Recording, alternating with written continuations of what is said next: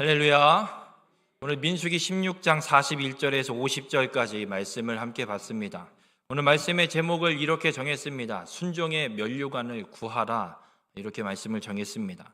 오늘 읽은 이 16장, 민수기 16장의 말씀은 고라라는 사람이 모세와 아론에게 반역을 꾀했던 사건이 오늘 기록되고 있습니다.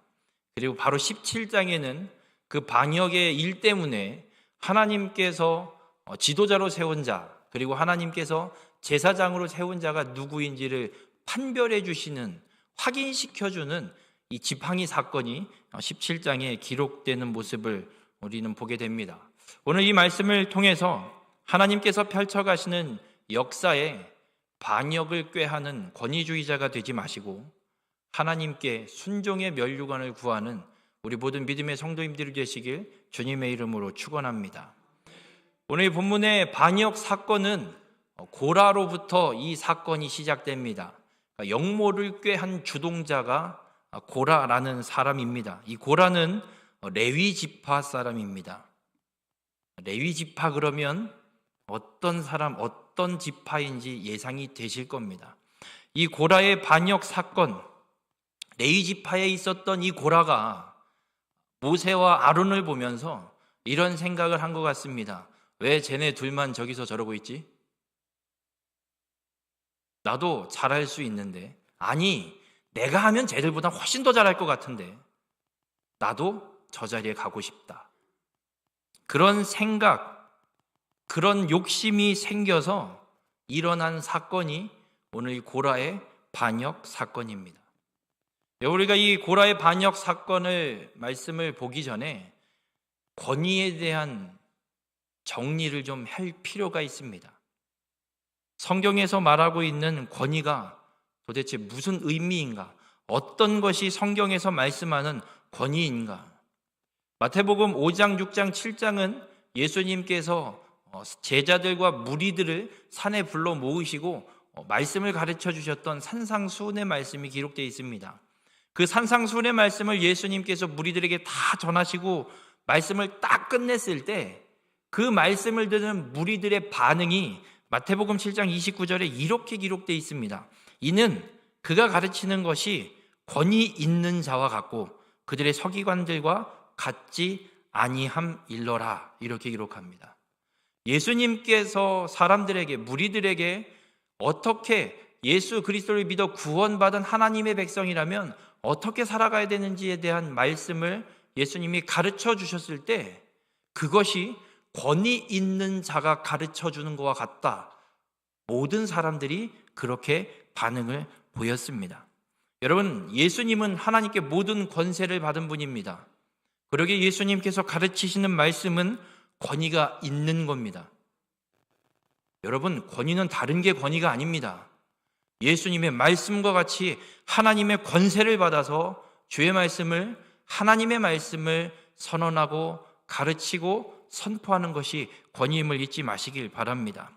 권위는 그래서 다른 사람을 움직이게 하는 힘이 있습니다.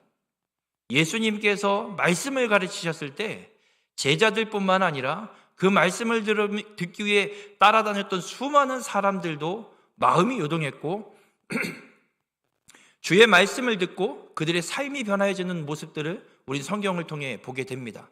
수많은 사람들이 예수님을 만나고 예수님의 말씀을 듣고 그들의 삶이 완전히 뒤바뀌는 역사들을 우리는 성경을 통해 보게 됩니다. 그렇게 권위는 다른 사람을 움직이게 하는 힘이 있습니다. 그리고 또 하나는 그 사람의 말에 다른 사람이 따라갈 수 있는 자연스러운 영향력을 갖고 있다는 걸 의미합니다. 예수님께서 삭개오를 만납니다. 뽕나무 위에, 나무 위에 올라가 있는 삭개오를 보고 예수님이 이럽니다. 삭개오야, 내려와라. 물론 삭개오가 예수님을 보고 싶어서 온 것도 있지만 이렇게 반응할 수도 있습니다. 그냥 여기 있어도 되니까 얘기하시죠.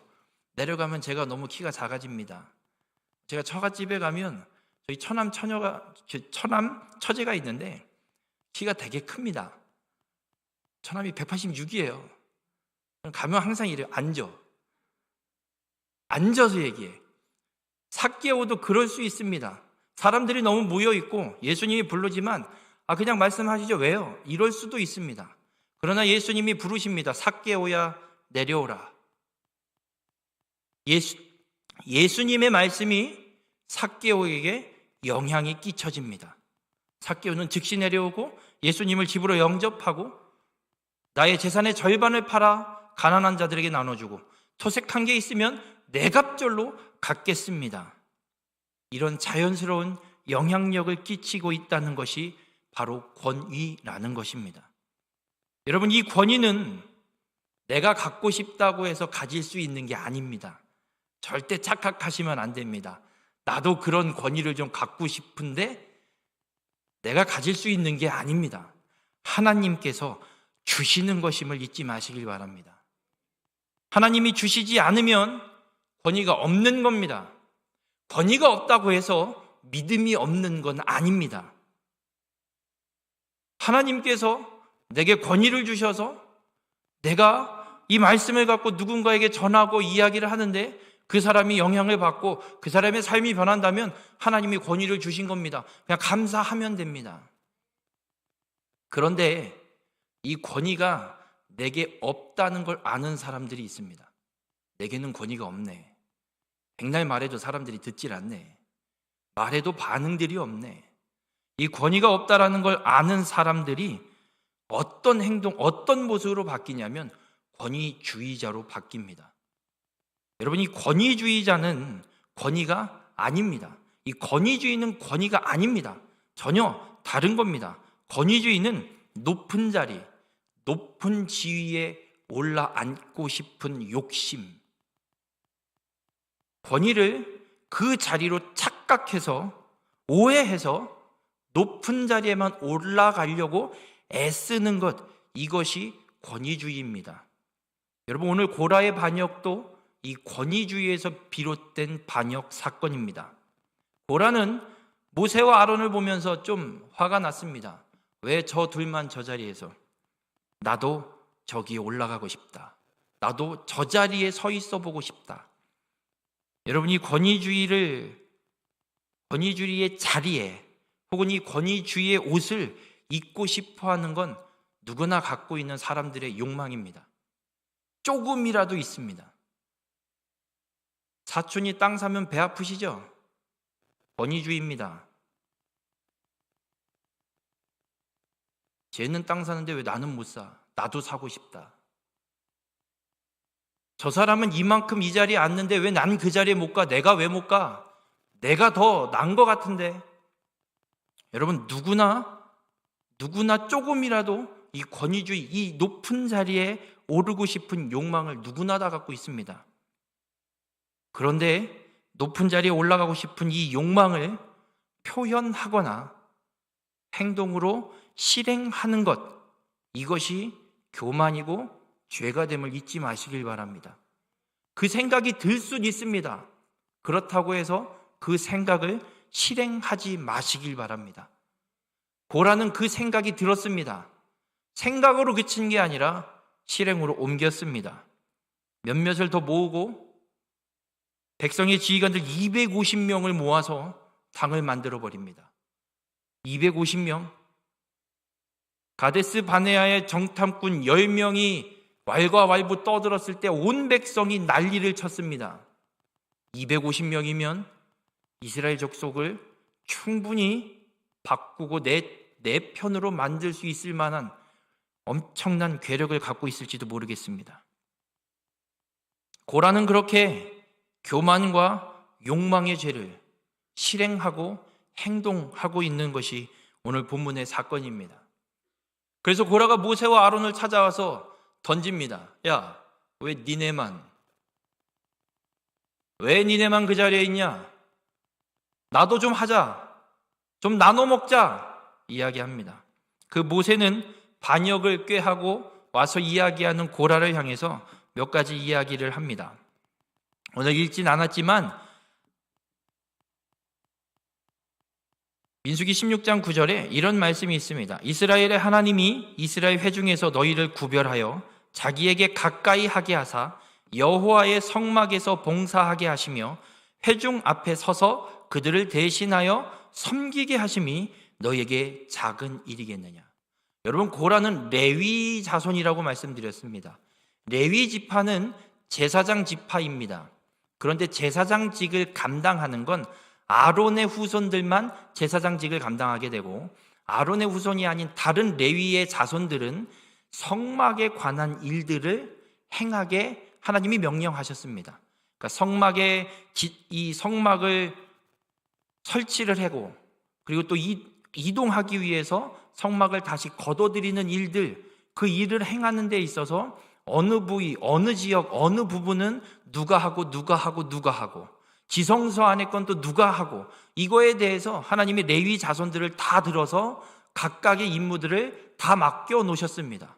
고라도 그렇게 성막에서 봉사하는 일을 맡은 사람입니다. 그래서 모세가 고라에게 이야기하는 겁니다. 야, 고라야, 너에게 하나님이 성막에서 봉사하도록 맡기신 이 일이 그렇게 작아 보이냐?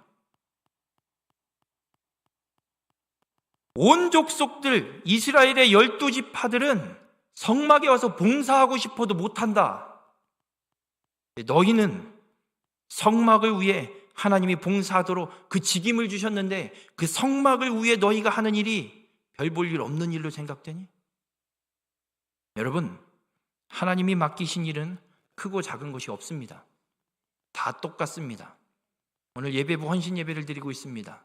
예배부원들 매일 주일 아침 나와서, 여러분보다 일찍 나와서 1시간 일찍 나와서 준비하고 맞이합니다. 엄청난 일입니다. 하나님 앞에 큰 일임을 잊지 마시길 바랍니다. 성가대, 찬양대, 하나님 앞에 큰 일입니다. 그런데 오해하지 마십시오. 주방에서 일하는 거, 밖에서 추운데 주차봉 들고 주차 안내하는 거, 시간 쪼개가며 차량 운행 봉사하는 거, 보이지 않는 방송실에서 봉사하는 거, 똑같은 하나님의 일입니다. 내가 하는 것이 큰일이라고 착각하지 마십시오. 특별히 성가대, 찬양대 앞에 선다고 자만하지 마십시오. 방송실에 보이지 않는 곳에서 숨어 일하는 사람의 그 헌신과 봉사와 앞에 서서 찬양으로 영광 돌리는 그 봉사와 똑같은 하나님의 일입니다. 하나님의 일에는 크고 작음이 없습니다. 고라는 착각했습니다. 내가 맡은 성막 봉사하는 일은 별 볼 일 없는 일인 줄 생각했고, 모세와 아론, 지도자와 제사장의 일만 커 보였던 겁니다. 우리 모든 성도님들, 하나님을 위해서, 교회를 위해서, 예배를 위해서 맡겨진 그 모든 일들은 하나님 앞에 큰 일임을 잊지 마시길 바랍니다. 근데 고라가 인정하지 않습니다. 그리고 다시 이야기를 합니다. 나도 제사장 하고 싶은데, 나도 제사장 시켜줘. 이 제사장 직분 누가 시키신 걸까요? 하나님이 시켰습니다. 이스라엘의 지도자 모세 누가 시키신 걸까요? 하나님이 시키셨습니다. 모세는 하기 싫다 그랬습니다. 하나님, 나는 못 갑니다. 말도 못하지요. 뭐도 못하지요. 어떻게 나의 제가 가서 저 백성을 어떻게 이끌어냅니까? 못합니다. 하나님이 보내셨습니다. 아론이 제사장 된 거 하나님이 시키신 겁니다. 모세와 아론은 하나님이 시켜서 하고 있는 거예요. 그런데 고라가 얘기해요. 나도 제사장 시켜줘. 이 말에 대해서 모세는 민수기 16장 11절에 이렇게 대답합니다. 이를 위하여 너와 너의 무리가 다 모여서 여호와를 거스르는도다. 아론이 어떠한 사람이기에 너희가 그를 원망하느냐. 모세도 이야기해요. 아론이 뭐 대단한 사람이라고 왜 니네 아론을 원망하고 있니? 하나님이 시켜서 이 자리에서 우리가 이 일을 감당하고 있을 뿐인데 왜 하나님을 거스르고 있느냐? 모세가 이야기합니다. 여러분, 고라 일당은 높아 보이는 그 자리만 원하는 게 아니라 그 자리를 결정하는 결정권도 자기가 갖고 싶은 거예요. 하나님이 결정해서 하나님이 세워놓은 건데 그 하나님의 결정권을 내가 갖고 싶은 게 고라의 마음이에요. 여러분, 이 모습은 창세기 3장의 에덴 동산에서 일어났던 모습과 똑같습니다. 뱀이 와서 하와를 유혹합니다. 어떻게 유혹하는 줄 아십니까? 저거 먹으면 하나님과 똑같아져. 그러자 하와의 눈에 선악을 알게 하는 나무의 열매가 지혜롭고 탐스럽게 보입니다. 이 말은 저거 먹으면 나도 하나님처럼 될 수 있겠구나. 그래서 따먹는 죄를 범합니다. 우리 모든 성도님들, 결정권은 하나님께 있습니다. 우리가 결정하는 거 아닙니다. 하나님께 있습니다. 그 하나님의 자리를 넘보지 마십시오. 베드로전서 1장 24절과 25절에 이런 말씀이 있습니다. 그러므로 모든 육체는 풀과 같고 그 모든 영광은 풀의 꽃과 같으니 풀은 마르고 꽃은 떨어지되 오직 주의 말씀은 세세토록 있도다 하였으니 너희에게 전한 복음이 곧 이 말씀이니라. 여러분, 우리는 풀과 꽃과 같이 져버릴 존재입니다. 꽃꽂이가 되어 있습니다. 얼마나 갈 것 같으십니까? 잘 가야 일주일일 것 같지요. 우리 인생이 그렇습니다. 이 땅의 것이 그렇습니다. 영원한 것은 오직 주의 말씀밖에 없음을 믿으시길 바랍니다. 우리 모든 성도님들, 예수님을 믿는 사람은 순식간에 져버릴, 없어질 것, 풀과 같은 것을 위해 사는 사람이 아닙니다. 영원토록, 세세토록 있을 주의 말씀에 순종하기 위해 살아가는 자들이 예수 믿는 자들임을 잊지 마시길 바랍니다. 우리의 최고의 관심사는 여기에 있어야 됩니다. 주의 말씀. 세상이 어떻게 돌아가든지 간에 주의 말씀, 영원토록 있을 주의 말씀에 순종하는 것에 우리의 모든 관심사가 집중되어 있어야 됩니다. 우리 모든 성도님들, 만약 권위주의에 빠져서 사라질 것에만 눈에 쌍심지를 켜고 찾고 있다면 멈춰서 하나님께로 돌아오시길 바랍니다. 영원하신 주의 말씀에 순종하는 삶만이 영원한 생명책에 기록될 것을 믿으시길 바랍니다.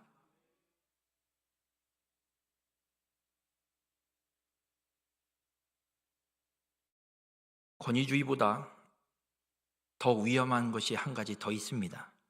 이게 무엇이냐면 고라처럼 욕심을 부리는 행동이 습관이 되는 겁니다. 했는데 또 하고 습관이 돼서 이게 잘못됐는지도 모르게 그냥, 저희 둘째 딸이 아침에 일어나자마자 하는 행동이 있습니다. 습관이에요. 뭘 하는 줄 아십니까?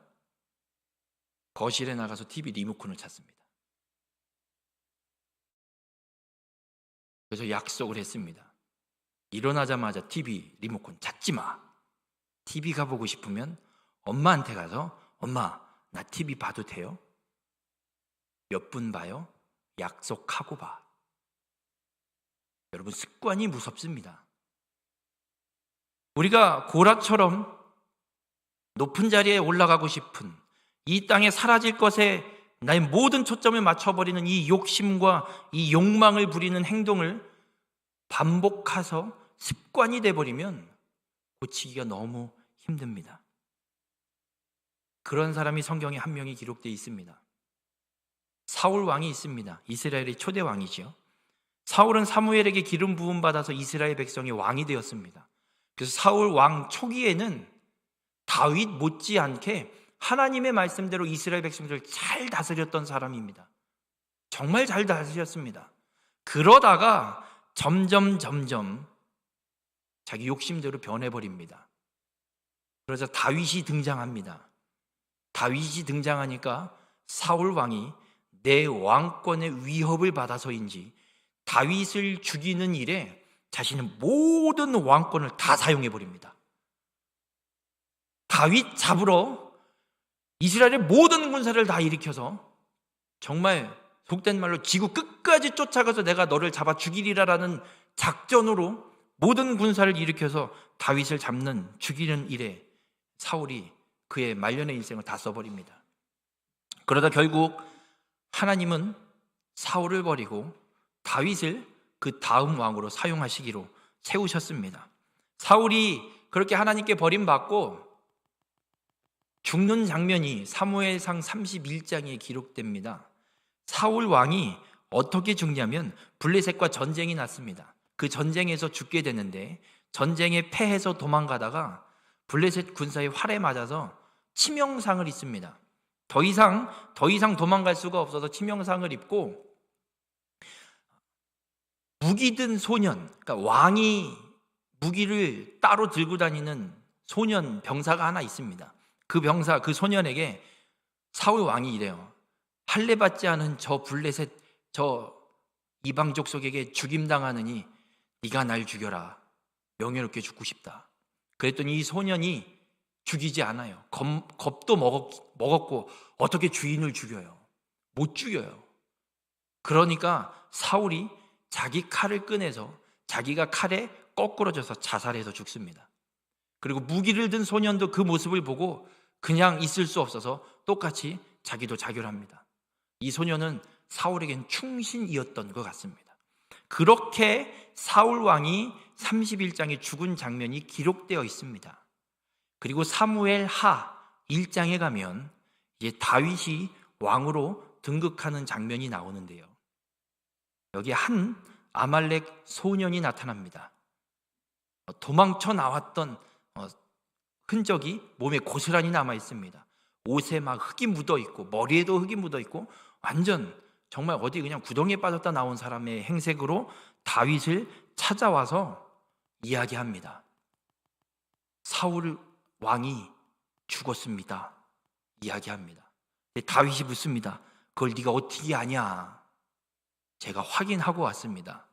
그래? 사울이 어떻게 죽었냐? 그랬더니 그가 이 아말렉 소년이 다윗에게 이렇게 이야기합니다. 사무엘하 1장 10절에 그가 엎드러진 후에는 살 수 없는 줄을 내가 알고 그의 곁에 서서 그를 죽이고 그의 머리에 있는 왕관과 팔에 있는 고리를 벗겨서 내 주께 다윗께로 내가 가져왔나이다. 여러분, 사울은 누가 죽였습니까? 자결했죠. 스스로 죽었습니다. 근데 사무엘 하에 이 아말렉 소년이 뭐라고 하냐면 그가 살 수 없는 줄을 내가 알고 그의 곁에 서서 내가 죽였습니다. 이 아이는 이 젊은 소년은 거짓말하는 거예요? 옳은 말하는 거예요? 거짓말하고 있습니다. 그리고 무엇을 갖고 왔습니까? 왕의 왕관과 팔에 있는 고리, 왕만이 갖고 있는 왕의 상징. 이걸 누구에게 갖고 왔다고요? 다윗. 이제 이스라엘 왕으로는 누가 된다고요? 다윗. 그럼 이 소년은 다윗에게 칭찬받아야 되는 거 맞습니까? 모르시겠습니까? 나를 죽이려고 온 군대를 다 일으켜서 지구 끝까지 쫓아오는 그 왼수 같은 사울, 그 사울을 죽이고 이스라엘 왕의 왕관을 들고 찾아온 이 젊은 청년, 다윗 왕이 이를 높여줘야 되는 거 맞는 거 아닙니까? 이 소년은 그런 마음이 있었던 것 같습니다. 봤더니 죽어 있네. 왕이 죽어 있어요. 어허? 이게 웬 떡이냐? 전쟁통이잖아요. 왕관을 들고 조선시대로 얘기하면 옥새를 들고 다음 이 반역을 꾀하거나 다음 왕이 될 사람을 찾아가는 거예요. 그걸 갖다 주는 거예요. 전임 왕은 제가 제거했습니다. 개국 공신이죠. 나에게 한 자리 주십시오. 이 소년은 그렇게 거짓말을 하고 있는 거예요. 권위주의에, 욕망에, 이 욕심에 눈이 멀어서 거짓말까지 하면서 이야기하는 거예요. 여러분, 결과는 어떻게 됐는 줄 아십니까? 다윗은 그 자리에서 이 소년을 죽여 없습니다. 여러분, 우리 인생에, 우리의 삶에도 두 가지의 면류관이 있습니다. 하나는 내가 높아지려는 내 영광의 면류관, 이 왕관입니다. 이 왕관만 있으면 다윗에게 찾아가면 내가 한 자리 한몫 차지할 수 있겠지. 선거가 끝나고 장이 바뀌면 수많은 인사이동이 일어나죠. 줄을 잘 서야 된다는 둥,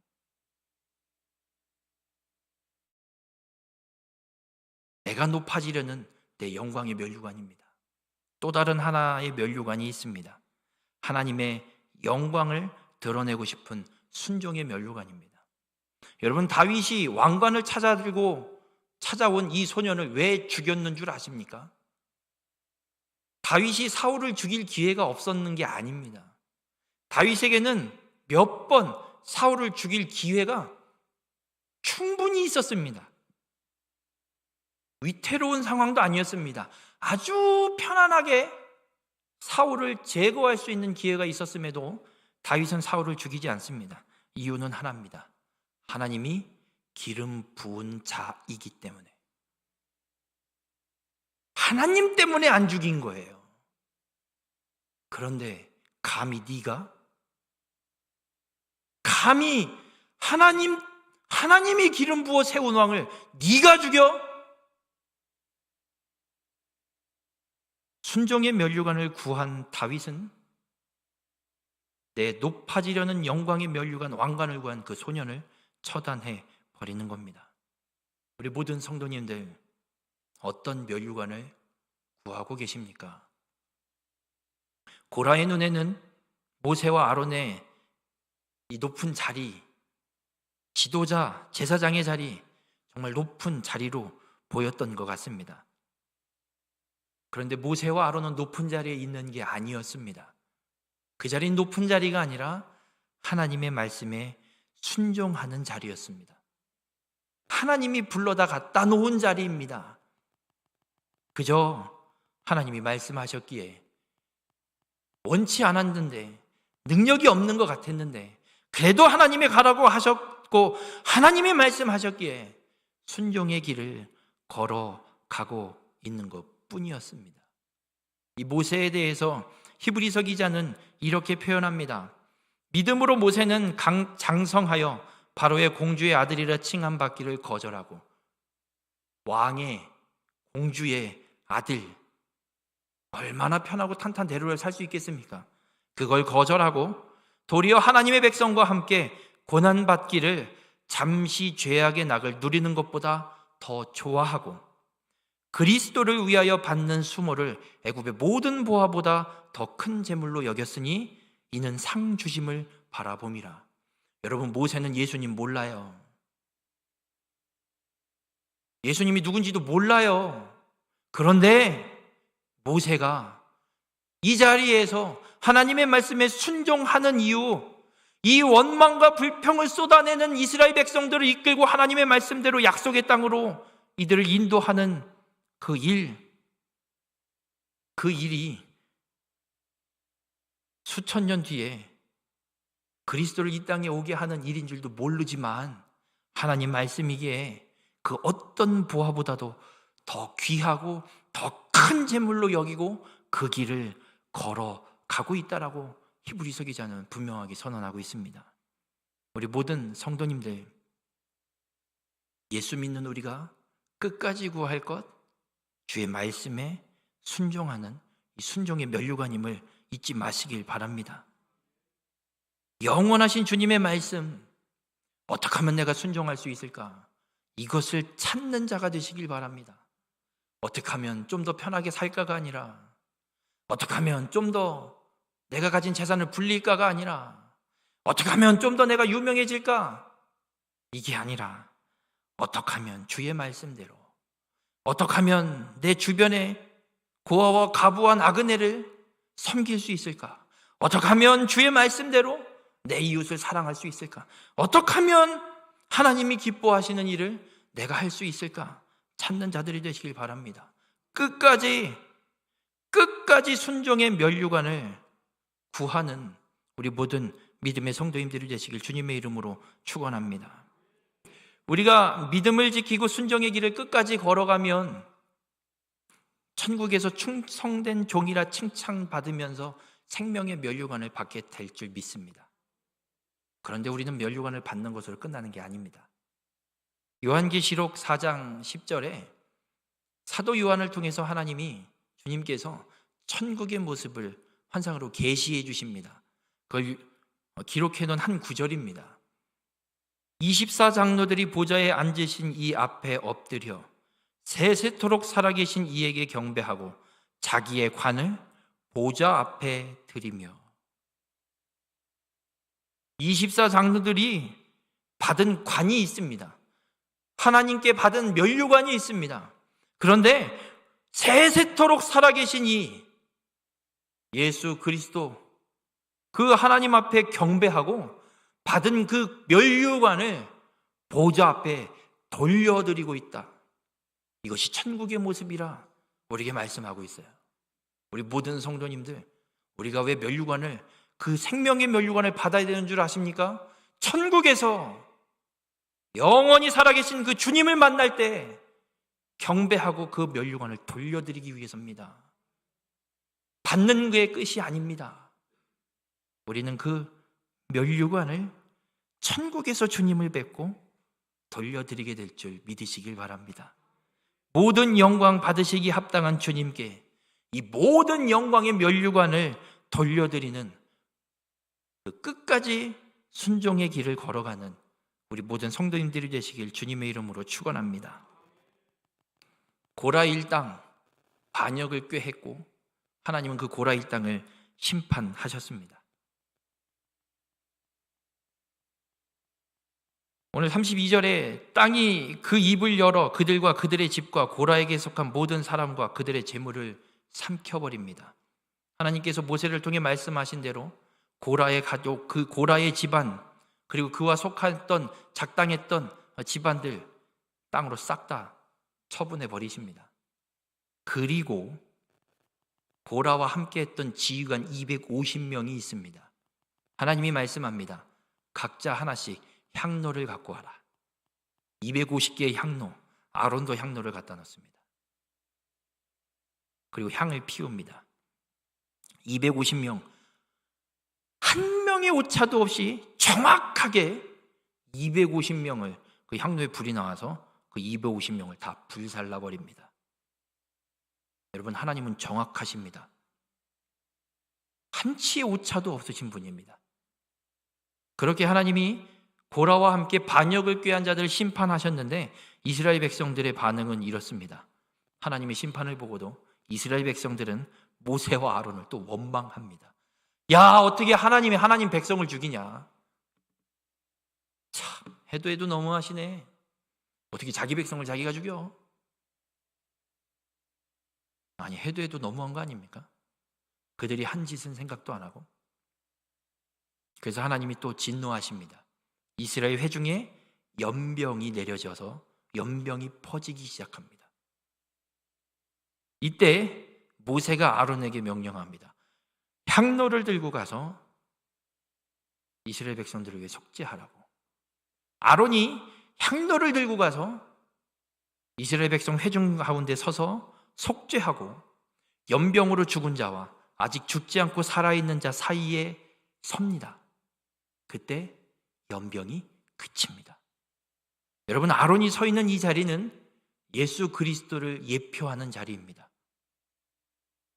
죄로 인해 죽을 수밖에 없는 인간과 하나님 사이에 예수님이 서셔서 중보자가 되셔서 우리를 사망이 아닌 생명으로 구원하신, 연병으로 죽을 수밖에 없는 하나님의 진노가 임한 이스라엘 백성인데 그 이스라엘 회중 사이에 아론이 서서 그들의 죄를 속죄하고 그 연병으로부터 구원하는 일을 이 아론이 감당하게 되는 겁니다. 아론은 얼마나 감격스러운 자리에 서 있습니까? 그런데 아십니까? 아론도 고라와 똑같은 죄를 지었습니다. 민수기 12장에 그의 누이 미리암과 함께 구수 여인을 취한 모세를 향해 책망합니다.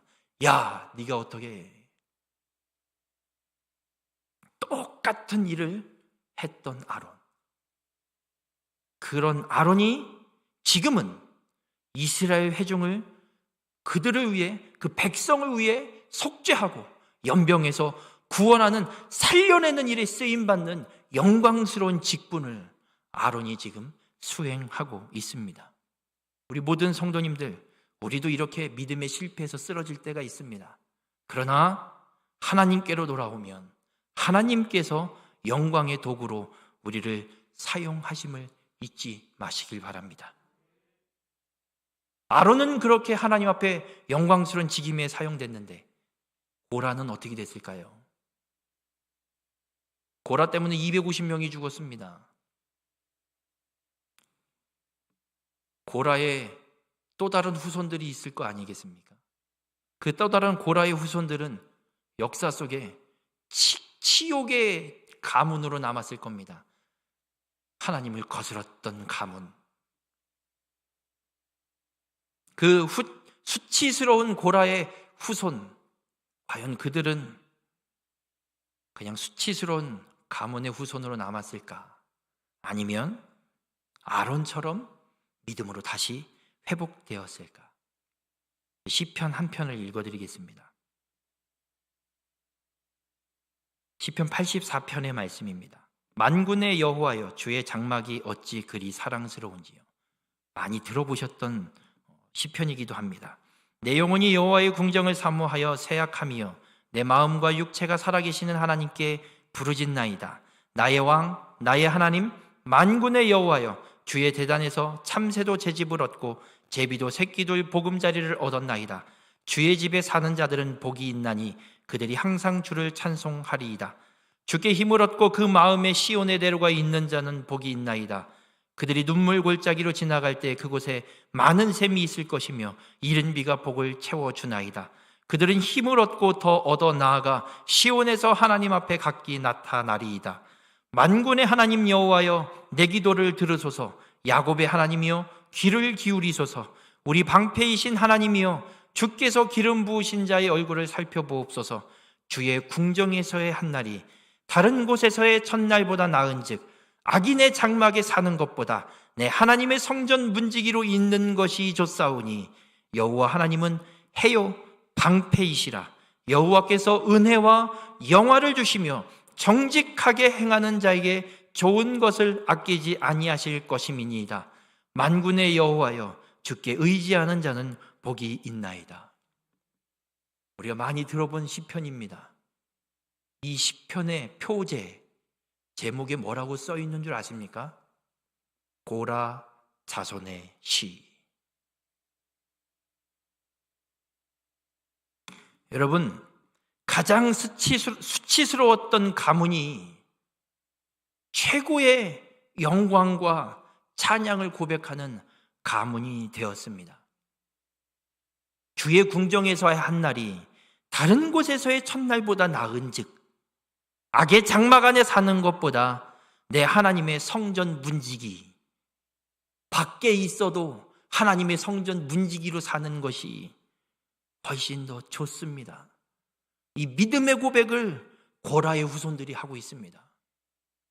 여러분, 고라의 후손들은 고라를 따라가지 않았습니다. 그 권위주의를 따라가지 않았습니다. 욕망을 따라가지 않았습니다. 하나님께로 돌아가서 하나님이 주신 권위에 순종한 삶을 살았기에 이 놀라운 시의 고백을 하나님 앞에 올려드릴 수 있는 겁니다. 20편만 있는 게 아닙니다. 고라 자손의 시가 10편 정도 시편에 기록되어 있습니다. 우리 모든 성도님들, 우리의 인생의 과거에 수많은 믿음의 실패가 있습니다. 정말 생각하기도 싫은 실패가 있을 수도 있습니다. 이 수치스러운 실패를 계속 갖고 인생을 살아가시겠습니까? 하나님께로 돌아오시기 바랍니다. 하나님께로 돌아오면 하나님이 우리 수치를 다 다 지우시고 우리를 다시 일으켜 세워주시는 회복의 역사가 일어날 줄 믿습니다. 고라 자손에게 놀라운 회복의 역사가 일어난 것처럼 우리의 가정에도 우리가 하나님께로 돌이킬 때, 우리의 실수와 실패를 인정하고 하나님께로 돌이킬 때 하나님께서 다시 회복시키셔서 고라 자손과 같은 이 영광의 찬양의 고백이 온전히 쓰여지고 울려 퍼지는 믿음의 가문으로 하나님께서 우리를 회복시켜 주실 줄 믿습니다. 우리 모든 성도님들의 삶이 그렇게 순종의 면류관을 구해서 여러분의 가정이, 여러분의 가문이, 여러분의 후손이 끝까지 순종의 삶을 살아가 하나님을 향한 찬송이 끊이지 않는 축복의 가정, 축복의 가문, 축복의 후손이 되길 주님의 이름으로 축원합니다. 사랑의 주님, 이 땅에 살아가는 우리의 삶을 그냥 내버려 두지 않으시고 주의 말씀을 통해 다시금 깨닫게 하시니 감사를 드립니다. 우리의 욕망과 욕심 때문에 주의 말씀을 따라 행하지 않았던 믿음의 실패와 믿음의 실수가 우리의 삶 가운데 있음을 분명히 깨닫고 고백합니다. 하나님, 우리의 실수를, 우리의 실패를 인정합니다. 다시금 하나님께로 돌이킵니다. 우리의 삶을 회복시켜 주시옵소서. 실수와 실패 가운데 살아가는 자 되지 않게 하여 주시고, 오늘 고라의 자손을 통해 하나님의 놀라운 찬양을 받으셨던 것처럼 하나님께로 돌이키는 우리를 회복시키셔서 우리의 삶이 하나님을 향한 순종의 삶으로 변화되어 우리의 가문이, 우리의 가정이, 우리의 자녀가 하나님을 찬양하는 믿음의 후손들이 될 수 있도록, 축복의 삶을 살아가는 자들이 될 수 있도록 주님 함께하여 주시옵소서. 어떤 유혹이 우리에게 몰려올지라도 풀과 같이, 꽃과 같이 사라질 것임을 깨달아 분별하게 하시고 세세토록 영원토록 없어지지 않을 주의 말씀을 기억하고 그 말씀을 따라 순종하는 믿음의 삶을 살아가는 우리 모두가 될 수 있도록 주님 함께하여 주시옵소서.